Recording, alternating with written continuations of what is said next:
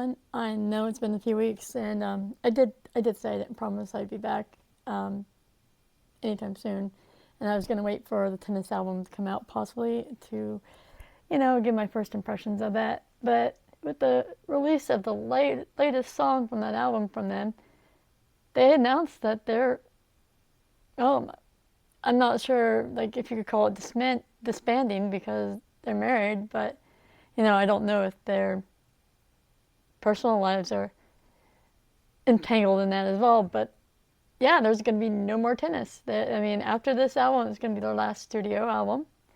And after the tour for this album, it's going to be their farewell tour. And I'm just begging that they will come through Pittsburgh sometime soon with that tour, because I would love to get to see them that one last and third time for me. But obviously, because if I would have known that the Pollen tour was the last time I was going to get to see them, I would have enjoyed it a lot more. Although I enjoyed it. But yeah, I just gone to see Samantha Crane, which is I think she's the native Choctaw. I'm mispronouncing that Native American name for the tribe that she belongs to, which I'm very sorry about. But I went to see her at the Andy Warhol Theater, which was inside the Andy Warhol Museum, and it's this tiny little theater that holds about 100, maybe a little less people, and it was just her up on the stage with a Martin acoustic guitar, and she talked about things that she's tuning her guitar and stuff. It was very intimate, and it was like so intimate that I felt like taking pictures was like an intrusive moment. But I like recorded her doing a song in her own native language kind of thing. But of course, like I said, it felt really intrusive because I had the phone sitting on my lap to do that. I was in the front row, but it was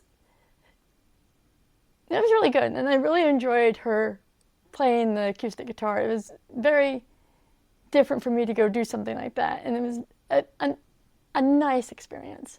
And as I'm walking out of the museum to go get a drink or whatever my plans were after that, I saw her, so I stopped and said that, I had never heard of her before, but I bought tickets because it looked interesting and really enjoyed her playing the guitar before I left, and talked about how I ended up getting the Stratocaster myself, and my mom, did all that kind of stuff. But I come out of that and I go and sit and start having a drink, and then I notice that YouTube has notified me that the tennis song is out. I go and listen to it, and while it sounds like them, it's very kind of different for them. And I was like, it's different for you guys, but it sounds good. And then I start going through the comments and seeing people going, you can't leave us, that kind of thing, like, I can't believe this, and it's like, wait, what? So then I go and look at the caption, and it's like, no. So yeah, very kind of emotional moment for me. But this video is actually going to be another part of my series, I Am Not an Audiophile. And I will literally tell you the biggest trap of an audiophile that I just fell into. But I returned the equipment in the end. So I have saved myself that. And now I've stepped back and started listening to the piece of equipment that started it all, to listen with my ears, not think with the codecs of the Bluetooth. So let me get started here. So I had a pair of Bose Quiet Comfort 2 earbuds, not the Ultra, the step before them, that I had gotten as replacements of the first iteration of the Quiet Comfort earbuds, because I had only had them for a year or less than a year and they broke, where like either the right earbud or the left earbud quit charging, and the charging box quit working for me. Now it's been 3 years and I had the twos do the exact same thing. The charging box quit working for me. Now I've kind of hacked it to get it to work every now and then, but I was worried about its lifespan, so I ended up replacing them with a different pair of headphones. But when I first started having this problem, I contacted Bose. And honestly, I had had nothing but great customer service with Bose. And up until this point, it was really good. But the wording of the customer service agent as we were talking, like total replacement, blah, blah, blah, I'm thinking at no cost to me. Now, literally, I will admit that this was a misunderstanding on my part, and that what they were doing is pretty much the industry's sort of like, once you don't have a warranty, you're going to get 10 or 20% off the new product. So, yeah. But, so once everything was said and done, I realized they wanted me to spend $200 on another pair of Quiet Comfort, but the Ultras. And I'm thinking to myself, I don't want to pay that much. I mean, I can't afford to pay that much either at that time when it was happening. And so I call. I'm not the nicest person, but I'm not the nicest person on the phone when I'm normally kind of nicer than I was. But it's like, I understand that the way this worked out was mostly on my part, but I'm not happy that you're asking me to pay this. It doesn't make sense to me, and I can't afford it at this moment. And then when I'm talking to them on the phone, they drop down to about $163 or something like that. Still something that I didn't want to pay for them. And then mostly because at that point I was starting to feel that, well, had I been offered a 3-year warranty, I might have taken them up on that. So then I would have had it fully covered. But I don't think I was. So I kind of felt a bit like they know the weak point, which is the case is failing. So I don't, and with the 2s, apparently you cannot get another case because that case is set up to pair with your earbuds to charge if you're going to buy another case, you cannot pair those earbuds with another device. All you can do is charge. So if you can't charge the original case, there's no way you're going to be, let's say you upgrade your phone, there's no way you can connect it to that phone. So I'm just like, okay. So I go off, I troubleshoot some more, and I get the headphones to work. And as I'm troubleshooting, I don't know what I did, it just started working. So I'm like, okay. And then they worked for about a month and a half, and then quit working again. And the thing is, when they'd quit working before, I'd already made up my mind that there was a certain pair of headbuds, line-wise, that I was looking at and I wanted to get. But I wanted to get I kind of wanted to get the latest iteration of it all, but they were really expensive. They were basically the same price as what Quiet Comforts would be. But they had, like the spatial audio support, so you can turn your head and you would hear it like if you were listening to a surround sound speaker. And I got a sample of that with some AirPods that I had laying around, and I kind of wanted that, but I didn't want to spend the $300 on them yet.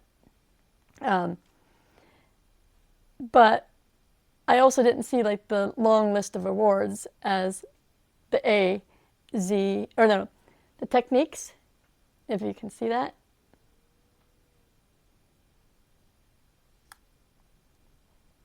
AZ80s, which is just the step down below. Loads of YouTubers were raving about the sound quality. They have loads of rewards from like respectable online reviewers and such. And I was like, okay, that sounds right up my alley. I'm going to get those. Now, the noise cancellation on these things is not Bose, so but I'm not complaining. There is a decent enough amount of noise cancellation that if you're sitting in a busy restaurant, busy cafe, busy wherever, you can block the sound out. Just enough that it doesn't bother you. And when you're setting these up on your phone, they will measure how sound is being played in your ears to tell you how to, or what size the silicone ear tip should go in your ear to help you with the noise cancellation. So it's like, I think my left ear was an extra large and my right ear was a large, or vice versa. And that seems to be making the biggest difference on blocking out the sound than the noise cancellation did for me. And also the noise cancellation does this weird thing, it's called an ear suck or whatever, that makes me nauseous and lightheaded. But, you know, you just you can turn it off, and the sound quality actually does take a leap up if you turn it off, which I'm just turning it off and leaving it off from now on, I think. But it made me nauseous because I'd been listening to it for like since Thursday when I got it until like yesterday afternoon, when I realized what was making me feel lightheaded and sick. I took a break. So, and then also turning off the noise cancellation noise cancellation going on, I immediately started to feel better. So, but yes, I adore these things. I think they sound absolutely incredible. I literally have forgotten at one point that I had them in when I wasn't really in bed, but everybody else was. And I was thinking, wow, the speakers are kind of loud. I should turn that down not to wake everybody up. And then all of a sudden I start feeling the pressure of the earbuds. And it's like, I have earbuds in. I don't need to do that. They sound absolutely amazing to me. But then again, I am coming up from a Bose Quiet Comfort too. And when I've looked at like reviews, they say you're going to get a significant level sound quality upgrade from that to these. So, and I think you do. I've also taken full advantage of the EQ that's in the app with the headphones, messed around with things with the noise cancellation and just to figure out what's going to give me the best sound. And like I said, I've just found that turning off the noise cancellation is going to give you, it's like a bit of a boost, but the difference when you're listening to it, it sounds big, you know. And unfortunately, because I'm an iPhone user, iPhone forces me into using the AAC codecs for decoding or compressing Bluetooth sent information. Now, it is a lossy format, which means you're going to lose some information, but that information supposedly is only supposed to be those inaudible bits for us. Whether or not that is really what's happening and whether or not somebody can actually tell, I don't know. I don't have enough experience of dealing with like Bluetooth fine-tuning and codecs-wise to be able to say some of these higher-end codecs what they sound like. I mean, basically, this weekend I had bought like this portable app DAC thing that at first I thought it was a transceiver and would be able to transceive the information via Bluetooth as LDAC to my earbuds. Come to find out, it's only a receiver, which means I have to wire up to it, and I could basically turn my headphones that aren't Bluetooth enabled into Bluetooth with that and receive the information from my phone. But then I'm also being tied down by AAC still, instead of the DAC itself taking it over and giving me LDAC. And so I'm back to square one with that. So I did this very hacky thing. I took the DAC and all that and wired it into your iPhone, because if you wire in headphones or wire anything into it that is meant to be audio related, it will treat it as wired in headphones and bypass everything that goes on in the phone to the DAC that's outside. So the DAC that's outside will be doing the coding or decoding and coding to be played through your headphones, instead of being trapped with AAC. So that was the hacky way I came up with, but the weakest link I had in this whole setup was my transceiver, because I bought one of those little like transceivers that you can take on an airplane and have it that you can get Bluetooth. And it's like my mind wanted to be blown by the sound quality of these earbuds just by adding this stuff. So I think my brain, when I got it to where I thought it should be, with filters and EQing inside the DAC and the amplification being boosted enough that that I could take a pair of Sennheiser HD 650s and listen to them on it, was significant enough power to really hear this stuff. It was, unfortunately, a bit of a placebo effect that I was getting. But the whole time, all weekend, the back of my mind, I'm going, this isn't right. Something is not right about the sound quality that you're getting. You need to, and I'm trying to figure out where in the chain this is going wrong. And I look, and I start talking about this stuff in a headphone group on Facebook. And now, that was pretty brave of me, because on Friday when I mentioned this hacky thing, I basically had one person who was an a-hole call me stupid and saying that what I'm hearing is distortion and all this. And, I think I had already kind of became very stubborn at that point because of that, and also a bit timid in that group because of that, because I started second guessing my own opinion on all this. Come to find out, though, my mind was not wrong. My ears were being tricked into believing, because I wanted it to happen so bad, that it was incredible. And come to find out, my transceiver was only transmitting at like the basic codecs for Bluetooth, which I think is like the lowest of the lowest compression rate that you could get. So, I have not done a lot of active listening via Bluetooth, via digital. It's all been done on my record player with my records. So I'm thinking that, you know what, I need to figure out what this stuff sounds like, because obviously I'm so used to this that I'm probably not hearing exactly what's going on digitally. Although I can say one thing, that these earbuds, even at AAC, are a bit phono killers for me. Yeah, I know.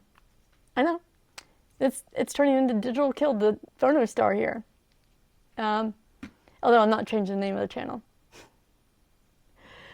But yes, it's incredible listening to these things.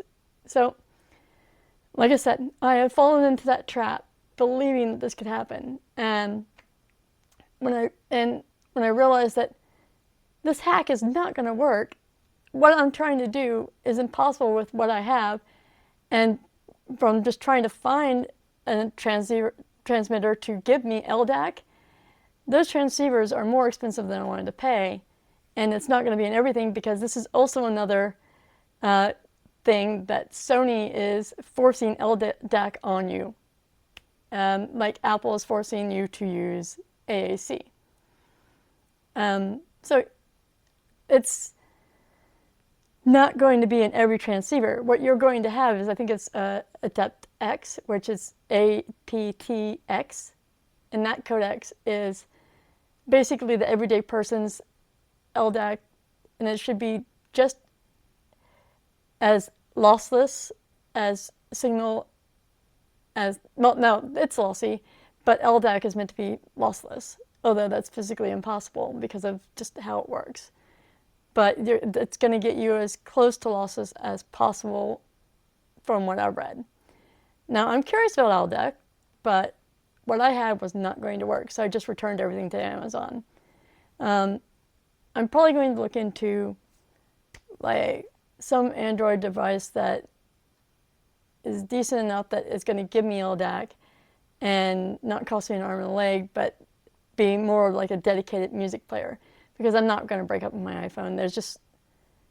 I don't like Android. I had issues with Android before getting the iPhone, and I had it after when I tried to like them. So, and I also think that I got a bit distracted by all the creative things that you could do with them. So I am basically going to just get that to be able to tap into LDAC. Now, if there's not much of a difference between LDAC and AAC, I'm gonna return the stuff that I got to tap into LDAC and just enjoy the music on AAC, because let me tell you, this is my review of them now. The soundstage on these things is incredible. When the bottom drops, it drops. I can feel the bass starting here in my ears and drop as far as my chest. It's not like that big whack you get if you're standing in front of a speaker with heavy bass. It's just the slightest whack, but you feel it. And I've taken the EQ of the headphones in the app and put it to like boosting the treble, and was listening to a very quiet piece with a piano and a violin. Those tip-top frequencies of that violin, I could feel too. You know, you could just feel it kind of airiness in your head from it. Now, I almost had an emotional experience with listening to it that way. It's just incredible. Like I've said, I have literally forgot I was wearing earbuds and thought I was listening to a pair of speakers at one point during this weekend.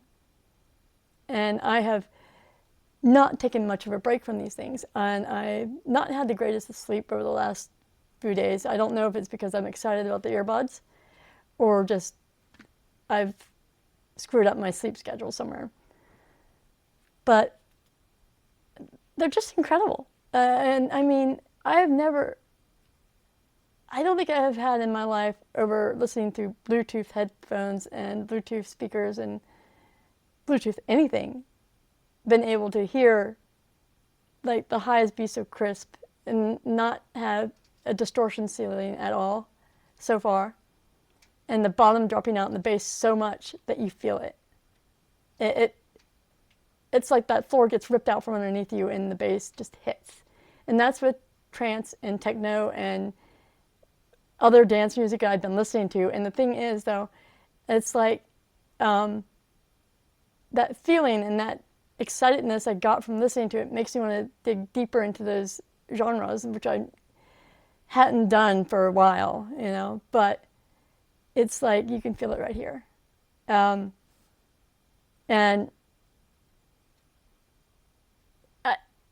I'm speechless on some of these things. But you could literally have an emotional experience with these headphones. And that's me not basing my opinion and thought process on the codecs solely, which, once again, I'm not an audiophile. I mean, although I think my hearing is sensitive enough that I can tell certain things from certain stuff, but like I said, I wanted something to happen so bad this weekend that I almost bought into it that it was. But I'm realizing it wasn't. So yeah, it can happen. It placebo effect or whatever. And that's, I think, the biggest trap as being an audiophile. What happens is that you're more focused on the numbers on the page of a codex than you are about the emotional feeling you get from listening to it in your ear. And that's what I fell into this weekend. And I don't regret it because I learned my lesson. However, I do want to tap into LDAC just to sort of see the difference or hear the difference if there is any. So, although I've been told that there probably isn't between AAC and LDAC, it's just numbers on the page at this point on that. Although with AAC, I'm supposedly not able to tap into some of those insane bit rate, sample rate type tracks that are on QBuzz, which I'm talking like 24-bit over 192 kilohertz per kilohertz. And those, even on AAC, sound much smoother in the frequency response area, I think.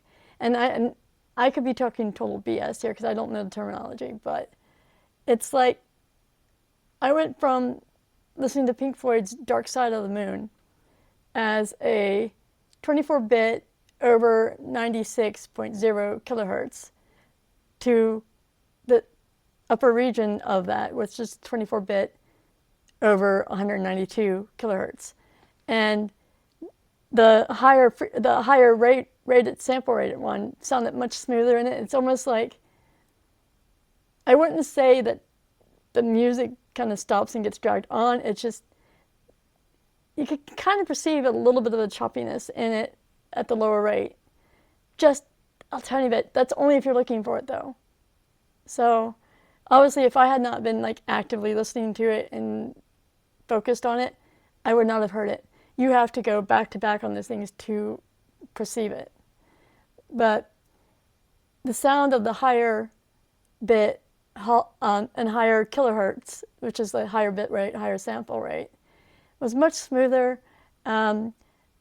Instruments tended to sound very natural, and I'm thinking that this might be an inherited thing with the codecs. It might have been rounding it off a bit, and that might have been why I found it more pleasing, is because I thought that it being rounded off a bit, where it's like a tube sound and it's warmth like you would get on a record, I found that more pleasing because I'm used to that. And so yeah, I mean, I still have to do some listening test where where I take a baseline of listening to a record on the HD 650s, because I returned the transmitter, so I can't really do this on my turntable, although I did once and it did sound relatively good. But I might sometime get a transmitter for the home stereo, but those things are way more than I want to spend right now on that. So, but like I want to have a reference of a record from whatever is in my collection based on somewhat of a high-res file that's on QBuzz versus what I'm hearing on my record, and do those back to back and see how the Technics handle that. I mean, you gotta remember, I'm using a Technics turntable from 30 years ago too, so. But the sound signature on these are a bit warm too, so I've understood. But, man, I do not hear any distortion in these highs. I have not, like I said, when the bass bottoms out, you feel it. It starts in here, right around your ear, and you feel it go down your jaw, kind of down your neck, and then into your throat, or down your throat area, and then into your chest. It's not like a big whack you in the chest kind of thing where you feel like you've been kicked by the bass. It's just a subtleness that you feel, and you kind of go for, if you go along for the ride of it, you feel it down here. So, yeah. I mean, earbuds, people. Earbuds are doing this. It's crazy. So yeah, I'm going to stop here. I've rambled on about these earbuds for about half an hour. I hope people that have made it this far, and I thank you for making it this far. So if you found the information I've given helpful, or you liked the video, please like it, because I will make an effort to sort of review newer items that I pick up for my sound system versus digital stuff as well, and talk about those on the channel, as well as the guitar, and we'll talk about the records too.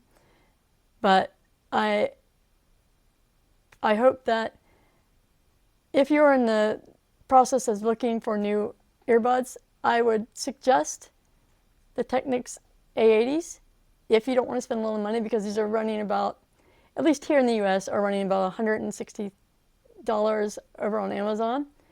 And I bought them new, so I mean, $160 so, 150-ish, somewhere around that range. So, and that's like half of what the price is for the newer version, which is the AZ100. The AZ100, reviews say it has such a leap in sound quality that you will notice it.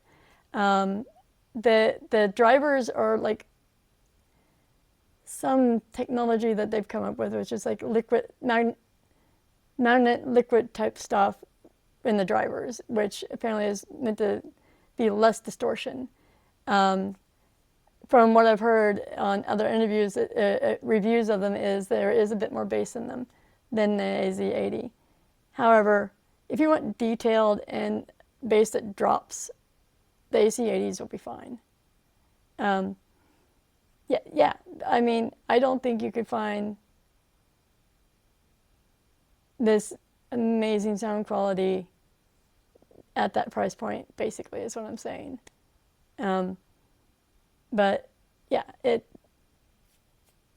I'm going to stop, like I said. So please like, subscribe. I will hopefully come back on the 25th or a day later with my first reviews of the Tennis album, or my first impressions of the Tennis album. And tomorrow Tennis, I mean, I'm gonna miss them. But at least I've got every album that they put out on vinyl, because I'm looking forward to the new release. Not looking forward to losing them. Bye.